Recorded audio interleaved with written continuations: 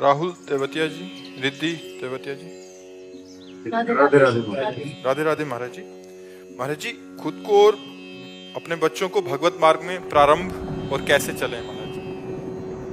5 बातें स्वीकार करो। पहला, सुमिरन, किसी भी एक नाम का सुमिरन। दूसरा, सेवा, माता पिता की सेवा, गुरु की सेवा, भगवान की सेवा, परिवार की सेवा, पशु पक्षियों की सेवा। सुमिरन, सेवा। तीसरा, स्वाध्याय, गीता जी, भागवत जी या और महापुरुषों के वचनों का रोज नियम पूर्वक स्वाध्याय करना। और सेवा, सुमिरन, स्वाध्याय, सत्संग, किसी एक संत महापुरुष का जिससे तुम्हारा मन मिलता हो, चाहे 30 मिनट ही सही, रोज उनका सत्संग सुनो। आजकल तो यंत्र भगवान की बड़ी कृपा हो गई, नहीं जाके सत्संग सुनना पड़ता। अब तो आप अमेरिका से भी सत्संग सुन सकते हैं, मोबाइल में ऐसा सिस्टम है, कहीं से भी सुन सकते हैं सत्संग। और फिर समाधि।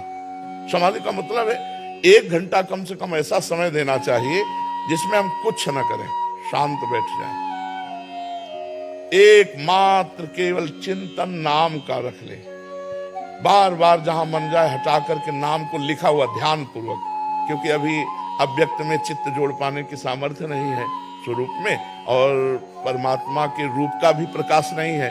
तो नाम, जैसे राधा, अब हम राधा आंख खोल कर देखें, आंख मूंद के देखें, शांत, बस बार बार मन को हटा के राधा में। अगर हम 10 मिनट से शुरू करें तो हमें शांति प्राप्त होने लगेगी। जब हम स्वाध्याय करें तो अपने बच्चे को बैठा लें, परिवार के जितने आपके अनुकूल हों वो बैठ करके सुने। जैसे भागवत सुना रहे हो, श्लोक अर्थ सहित, गीता जी सुना रहे हो अर्थ सहित, सुमिरन करने का उनको 5 मिनट का। छोटे छोटे बच्चों को हम नाश्ता बना रहे तो 5 मिनट ताली बजा के राधा राधा बोलो। अब वो राधा राधा बोलेंगे क्योंकि आप संस्कार डाल रहे हो। माता पिता के चरण छूना, माता पिता से सभ्यता से बात करना, उनको अभी संस्कार डालो।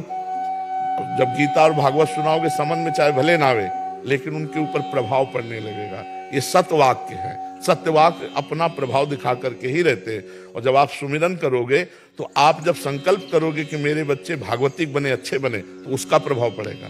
तो सुमिरन, सेवा, सत्संग, स्वाध्याय, समाधि, सकार, 5 सकार। अगर ये 5 साधन स्वीकार कर लो तो भगवत प्राप्त हो जाओगे, आप भी हो, आपके बच्चे भी। धीरे धीरे उनमें संस्कार डालिए। सुमिरन कैसा सुमिरन होना चाहिए? रसखान गोविंद यूं भजिए जो नागरिको चित गागर में। जैसे यहाँ ब्रज की जो युवतियां हैं, गांव के बाहर कुआं से पानी लाती हैं, तो एक हाथ में रस्सी बाल्टी, एक हाथ में मटकी और 3 मटकी ऊपर रखी, वो आपस में बातचीत कर रहे हैं, लेकिन पूरी चित्तवृत्ति यहाँ है कि अगर बैलेंस बिगड़ा तो मटकी गिरेगी। रसखान जी कहते हैं, रसखान गोविंद ने यूं भजिए जो नागरिकोचित गागर में। एकाग्रता भगवान के चिंतन में, वो कार्य संसार के हों तो बहुत बढ़िया भजन होने लगे।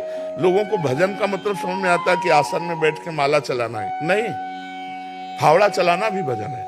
राम या राधा, कृष्ण, और हर फावड़े में हम बोल रहे हैं, जैसे माला में बाबा जी बोल रहे हैं, ऐसे हम फावड़े में बोल रहे हैं।